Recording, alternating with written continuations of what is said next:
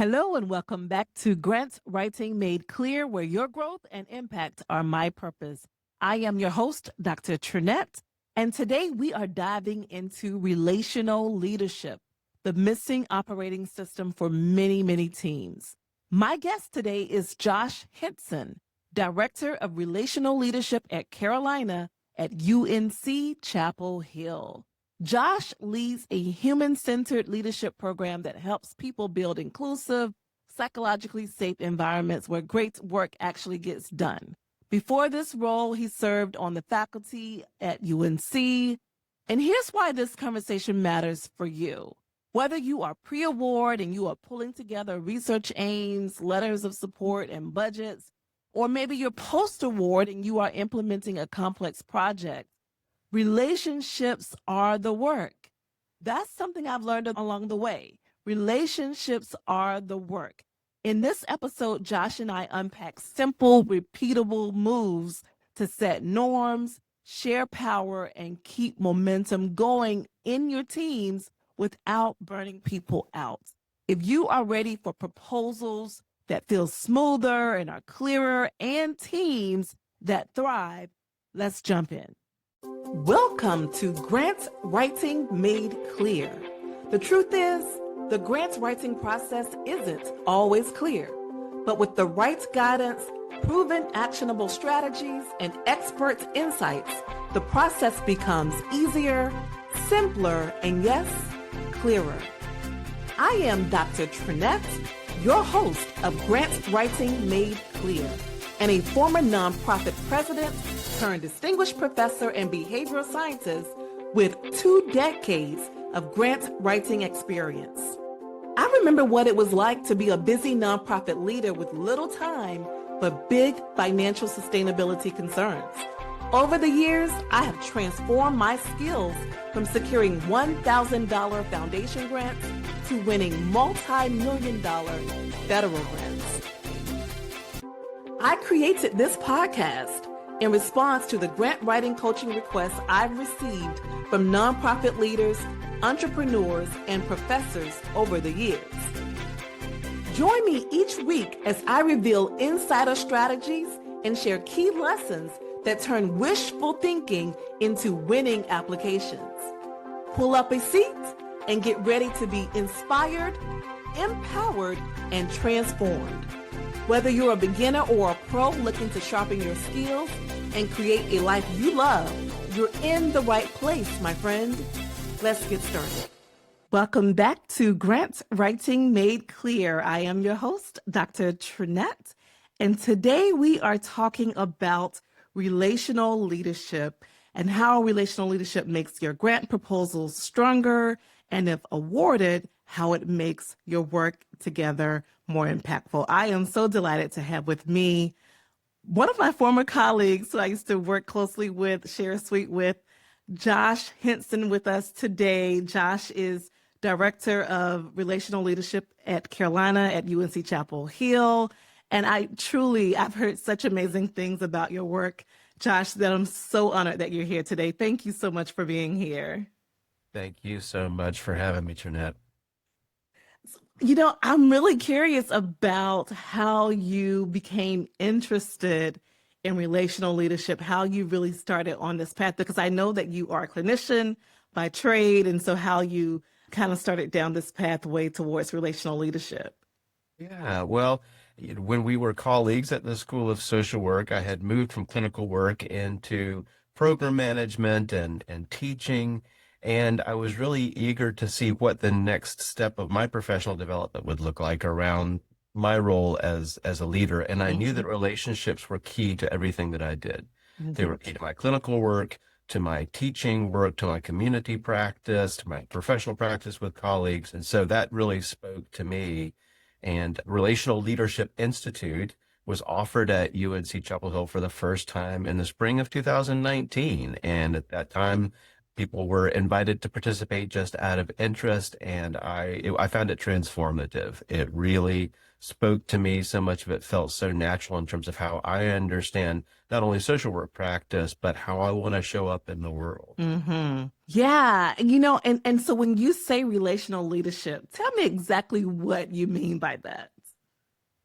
Well, we talk about big L leaders and little L leaders. And we talk Okay. about big L leaders being, the people with formal titles and roles of leadership, administrators and executive directors and CEOs.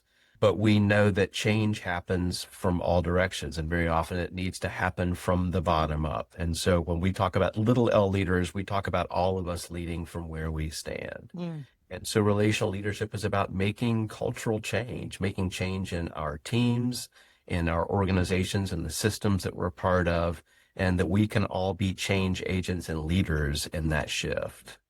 I love that because I do believe in order to have a healthy environment that there needs to be shared ownership. Like everyone needs to share ownership of the culture. Having said that, though, culture is really hard to change, right? And so I'm curious about, I guess, first the principles of relational leadership, and then like, what is it that people need to do to change the culture of an environment? Yeah, what's the old saying, culture eats strategy for breakfast, Mm, right? mm-mm. And we probably don't change culture with policy. Culture is not something that we're likely to change with quality control initiatives. Not to say that those things aren't important, Okay. but we change culture one relationship at a time. Mm, We change relationships by building trust mm, and by, first of all, establishing psychological safety in the teams that we're part of, and we hope eventually the organizations where our teams work. So we have to have really frank conversations, first of all, about what that looks like, and what people need to feel safe and included and integrated in the teams that they're part of, and valued not only for their labor, but for who they are as people, mm-hmm, their mm-hmm. well-being. As you're talking, it just makes me think about so many different things. One is psychological safety. How do you find psychological safety? How do you define it? That is so interesting because I've seen it evolve, I think, even since I started doing this work just 6 years ago. We usually refer to Amy Edmondson's definition for psychological Mm-hmm. safety, and that is the ability to take interpersonal risks as a group and to not feel afraid that you will be shamed or punished for Mm-hmm. taking those risks. Mm-hmm. So it's about risk taking. It's about taking chances. It's about leaning out of our comfort zones in order to be able to challenge the status quo or to speak authentically, to address what we need in order to feel safe and welcomed and included. And it's about a shared sense of safety as a group. So if I feel safe in our group and you don't, then our group does not have Yes, psychological yes, safety. yes.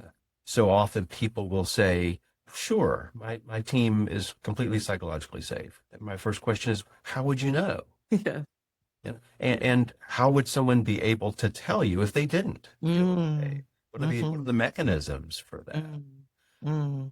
I really appreciate this as a social worker. I really appreciate this because you're right. There are often times when, depending on the environment you're at, like maybe it's a very hierarchical kind of an organization, and those who are at the top of the pyramid, maybe they feel safe, but others don't. And so I appreciate the reminder that it really is about shared safety. And so, kind of like, the weakest link kind of a thing. If one person in the environment doesn't feel safe, then none of us are safe, right? Yeah. And so as we think about, I heard you say trust as well, and that's a big one. What kinds of practices contribute to trust in an organization? I like to say that trust is built in thimbles full and lost by buckets full, Mm, right? So we talk about, first of all, modeling vulnerability. And so how do we, whether we are in those formal positions of leadership or we are leading up or we are trying to bring our colleagues in sort of lateral ways, how do we model our willingness to share our concerns? mhm, We do that with stories. Can you tell a story that illustrates your values, your why for the work that you do.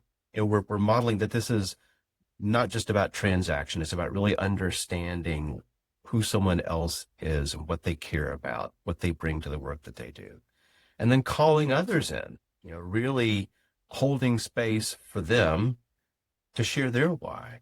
Mm. And so this is a very delicate dance, right? What's an appropriate amount to share in any Mm-hmm. particular situation, given the amount of trust that exists or needs to be built or has been lost already? Mm-hmm. How do we build that trust? How do we demonstrate to someone that we genuinely care Yeah.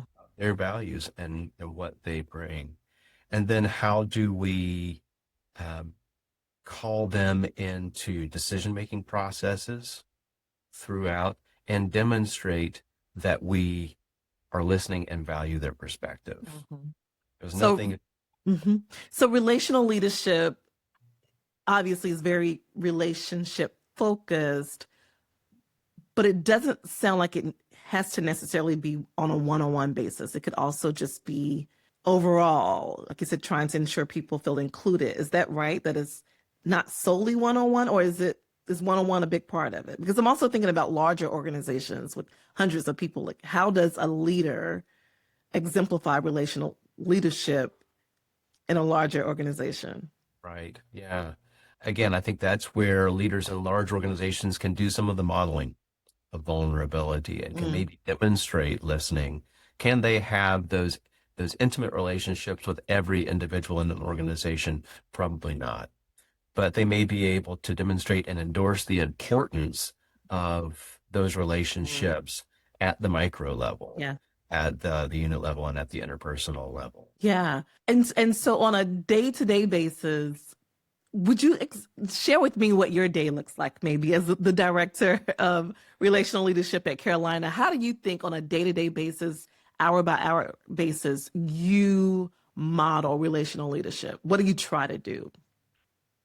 I think it is about making time for those little micro interactions. Mm, It's about okay. starting every engagement, whether it's a one-to-one meeting or a team meeting, with a check-in. Yes. And it can be a one-word check-in, Mm, but it is just a way of seeing how people are doing and mm, what they're bringing to this space. yeah. Yeah.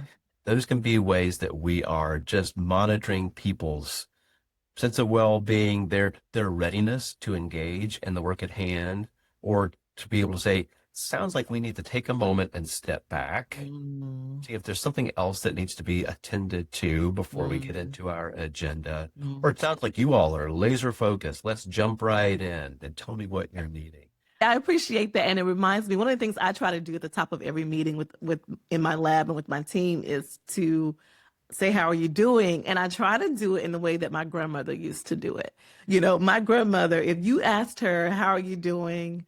She was going to tell you how she was doing, right? Like she thought you were being authentic and you really wanted to know how she was doing. And so when I ask, I really do, even if they give me the typical, I'm doing good, I will probe, I will follow up just to see how they're really doing. And I think you're right. That does show people that you care, and that helps to build the relationships, that helps to build the trust, that helps to build, as you were saying earlier, just even the psychological safety, because they know, hopefully they know that I care about who they are beyond what they can do for me at work. So we're talking about relational leadership, pausing to care, pausing to check in, pausing to get to know the people you work with. And that does take time, right? And we are super busy. Most of us have more work than we can do in a day, right? We're super busy. And you're right. Oftentimes we can be very laser focused, including me. Many times when I go on a meeting, I have an agenda. I want to get through this agenda. And so I guess I want to hear a little bit about balance of taking the time that's required to build relationships, which I think is so important, while also being productive and getting the work done. Like how does a leader, and like you say, both big L and little L leaders manage that process of building relationships and getting the work done? Yeah, it is a balance. We talk about two channels of communication. We talk about the content channel and the relational channel. Mm. And so when we're having this conversation or we're structuring this agenda, if we're only focusing on content, people are likely going to eventually feel like their personal needs are not being met. Or Mm. even for folks for whom the content is really their top priority, the group dynamic is going to suffer because there's someone in that group who really does need to feel connected to the larger group in order to feel safe, Correct. included, and effective. Mm. And so, yeah, we've got to spend some time attending to that relational channel. And yes, if we're only doing the relational components of the communication, if we're only doing the check-ins and the how are yous, we're not going to get to the agenda. We're not Yeah. going to be effective in the long run. And Yeah. then no one's going to be satisfied with Yeah. that. Yeah. It sounds like you're saying that if we take the time to build relationships, it should lead to better outcomes. And so I would love to hear from you a little bit about what kinds of outcomes we can expect when we engage in relational leadership. I imagine better communication is one, but what are some of the outcomes we might anticipate if we engage in relational leadership? Yeah. When we do our pre and post evaluations for our 4-day Relational Leadership Institutes, and now we're doing them more longitudinally over a course of 15 weeks, we ask about people's sense of satisfaction in the teams that they're part of, Mm. their intention to stay in the units that they're Mm. part of or in the institution. And we see a change there. We see people saying they feel more likely to recommend their workplace Okay. as a place where others might want to work. Okay. Feel more likely to stay in their teams. And so in a time in which, especially in healthcare and in higher education, when turnover is at such epidemic levels, this desire to stay and intention to stay is really important. Yeah, I love that. So it can lead to retention, which is incredibly important. It takes a lot of time to have to start completely over and, try to recruit people, train them. And so retention is something that I hear you saying is likely to be an outcome. I think so. And just dedication, commitment to mission. One of our trainers, Sherry Williams, says people don't tear down what they helped to build. If you Mm. are engaging people in the process of building work systems and procedures and policies and just in the process of getting tasks done, I think they are more likely to be committed to upholding those standards in the long run. Mm-hmm. Mm-hmm. And a relational leader can still make difficult decisions. I'm also imagining, because I don't know if you see this, Josh, but I've noticed this, that we're living in a time when everybody's asking for grace. Everybody's asking for grace. And I've seen people abuse grace, your grace, right? And so I'm imagining that you can be relational, but still have fair expectations of others. Yes. One of the things that people will often point to as a commitment or a group norm is assume positive intent. But we Mm-hmm. can't only assume positive Mm-hmm. intent Mm-hmm. because sometimes we can have good intentions and have a very negative Yes. impact. Yeah. So we need to own our impact. Mm-hmm. And I think asking for grace and acknowledging when harm has been caused or when negative impact has resulted is important Yeah. too. And then repairing. Yes. Right. Repairing is a big part of it, right? Because all of us are human, none of us are perfect. And so I think repairing has to be part of the process. Would you talk a little bit more about that? Mm. When when that sense of trust is there, when that sense of psychological safety is there, and people feel safe to speak up and say, this wasn't effective, this isn't working, this caused harm, they're providing feedback. You're developing a culture of feedback. And if you have a culture of feedback, then anyone at any level can share that feedback with anyone else at any level. And that other person's going to be ready, able, and willing to hear that. Mm. And Mm. so when you're saying this wasn't effective, this was damaging, for the other person to acknowledge that and to say, what can I do to make that right? What Yes. role do I have in that? What can I do to help repair that harm? Then we begin to engage in a collaborative visioning process about what a different outcome might be. Yes. Yes. That's great. That's great. That's something I don't think people always talk about. So I appreciate you talking a little bit about that and what that looks like. And so now I'm thinking about, because this is a grant writing podcast, and people who are listening are busy writing grant applications, and many of them have other responsibilities as well. And some of them are not only writing grant applications, but they currently are PIs of grants. And so busy, busy, busy. What are things they can do this week, though? Because I do believe that relational leadership is important in all parts of our work. I believe it's important because if we are relational, I think that our collaborators who are working with us will be more excited about the process and so do better work in writing and helping with grant proposals. I believe our support staff who are doing budgets, if we're relational, will be, again, happy to collaborate with us after we get the grant and we have to implement the grant. Same thing, we're building our team, we're leading our team. Relational leadership is going to be incredibly important for doing the work and doing it well. And so I'm just thinking about the PI who's listening now, or the future PI who's listening now. What are 3 things they can do this week that would help them keep their momentum and morale high in their organization? Yeah. I think reflecting on their own why. Mm-hmm. What is their guiding star for the Mm-hmm. work they do? And so there's some introspection, right? Mm-hmm. What do I value? What motivates me to do this work? Why does this matter to me? Communicate that value to others Mm-hmm. and ask what their why is. And if those whys don't seem to be in alignment, then to engage in a conversation and to look for where that common ground is, because it might not be where we expect it to be. Yes. When I taught program development courses at the School of Social Work Mm-hmm. at UNT Chapel Mm-hmm. Hill, I would have my students finish the course by writing a program proposal for a project that they were interested in or they wanted to see implemented in the organizations where they were interning.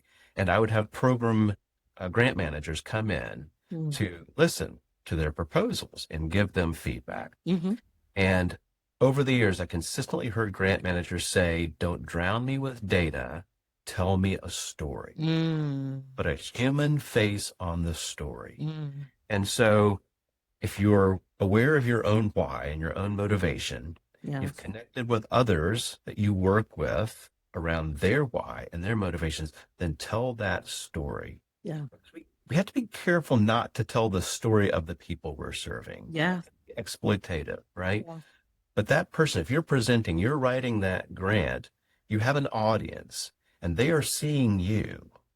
And so they are connecting with you and you can build that relationship. Yes. You can build that trust by telling the story of self. Yes. And that is the story of a challenge that you faced, a choice you've made, and an outcome that unfolded, and how your value, and it can be the value of this program that you are seeking funding for, how that has mattered to you. Mm-hmm. And then there's the story of us. There's a story of us as an organization, or the story of you as the grant writer Yeah. and the funder. Yes. You care about that too. What's our shared value and the story of now? If we share that value, then there is one critical decision we need to make, one critical action we need to take to live out that value. That's my ask of you. I love it. I love it. I love how coherent that is. So we're telling the story of the population we want to serve. We're telling our story, and now the story of the funder, what we want and need from you. I like it. I hope the listeners heard that one. That's a good one. That's a good one. So be sure to take notes on that one. Thank you, Josh. That was really, I like that. Yeah, thank you. Thank you. I wish I could take credit for it. A lot of this comes from the work of Marshall Gans, who did work with Dr. King and Cesar Chavez during the Civil Rights Movement. Matt Lewis has been a national trainer and was a student of Marshall Gans, who's worked with us around developing a lot of our content. So there's just so much wisdom from around the country and around the world that's gone into this work. Yes. Yeah, no, that was excellent. We'll keep that one. And I'm thinking also just about, we talked about this a little bit a few minutes ago, but about the reality that different people on our teams may have different positionalities on the team. And for many of us, shared governance is important. We want everyone to be included, everyone to have voice. How do you be relational and share power and not be indecisive? I think, first of all, we can be honest and transparent about what those structures of power and those hierarchies are. Because if we pretend that they don't exist, Mm-hmm. then we are not doing a service to anyone, and Mm-hmm. actually we're probably causing more harm. Mm-hmm. So, we can reflect on what those structures are and those hierarchies and where we are positioned within them, and acknowledging others' positions within structures and Mm-hmm. hierarchies and what we bring to those, what informs those positions, all of the identities that we hold and the cultures that we are part of and the organizational cultures within which those structures exist. So I think having frank and open conversations about those is important. Mm-hmm. Listening to other perspectives, because others within those structures may see them differently than we do, and then inviting dialogue. I work with a lot of folks in healthcare, and I often hear people say, when I'm in the operating room or when I'm in the emergency department, I can't have a democratic, collaborative decision-making process. We need to take quick action. And I 100% agree. If Mm-hmm. I'm the person, the patient in that Yes. space, I Yes. want someone to be decisive, take Absolutely. action. I also hear people who work in those spaces who are saying, and yes, as a nurse in that space, when my perspectives and my concerns are not honored and valued, then you put the patient at risk as well. Because I bring different perspectives. Mm-hmm. So we need to be able to have those conversations, even if it's not in the moment, Yes. for or afterwards to decide how we are going to engage in these processes next time. Yes. Yes. Yeah. So maybe having some upfront conversations about how we're going to share power, how we're going to work together. And then as things happen, have meetings either in the moment if it's possible or soon after. Yes. Yes. So being willing to communicate.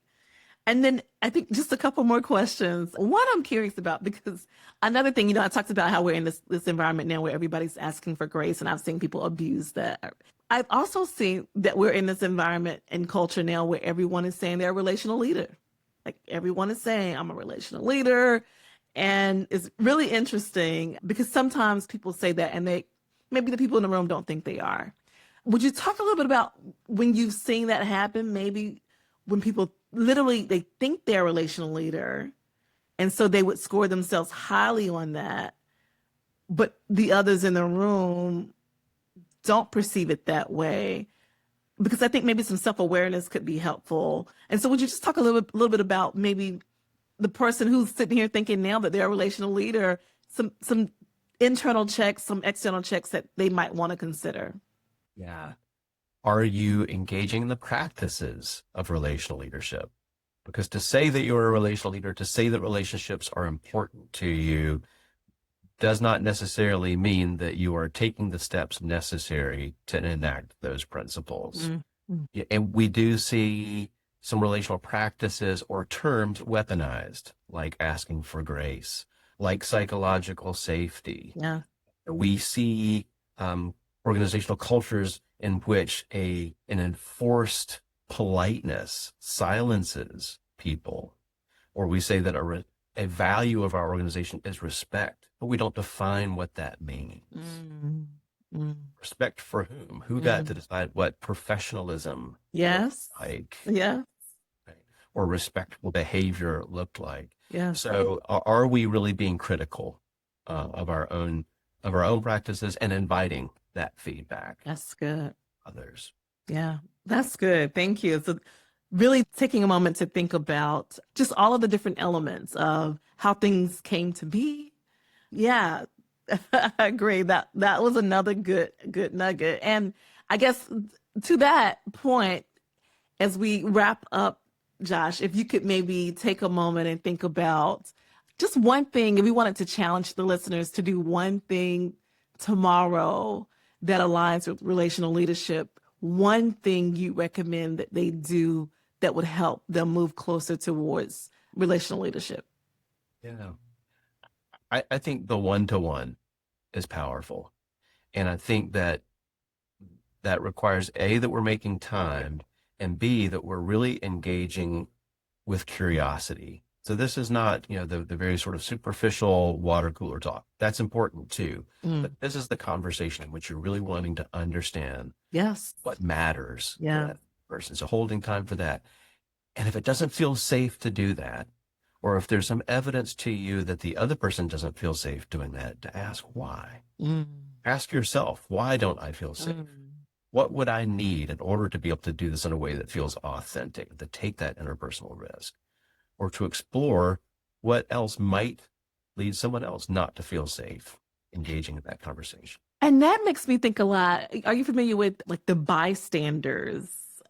Right? That makes me think about what we should expect of ourselves who maybe maybe we feel psychologically safe, but we know someone else doesn't. Going back to where we started, I guess 360 here, we know someone else doesn't. And then maybe part of the onus is on us to understand why they don't feel safe and to try to contribute towards creating a safer environment for them. Like, what are your thoughts about that as we wrap up on the roles of others who are aware of what's happening around them?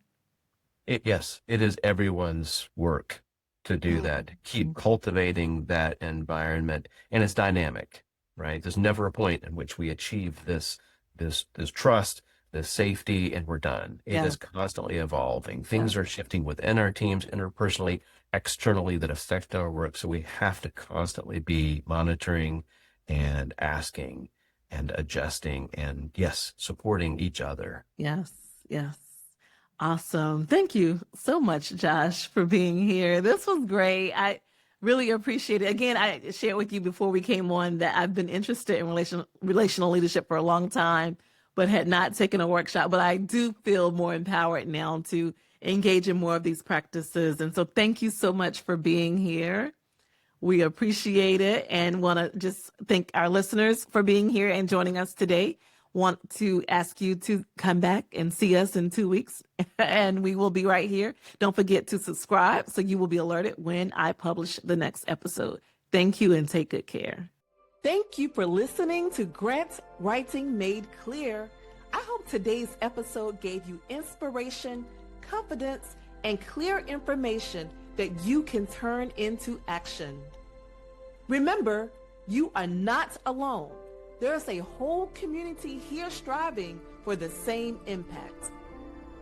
If you enjoyed today's episode, please subscribe, leave a quick review to help more people find the show, and share this episode with others in your network. It really does make a difference. For more grant writing tips and resources, follow me on social media. Until next time, keep showing up, keep learning, and remain determined. I'll talk to you next time. Goodbye for now.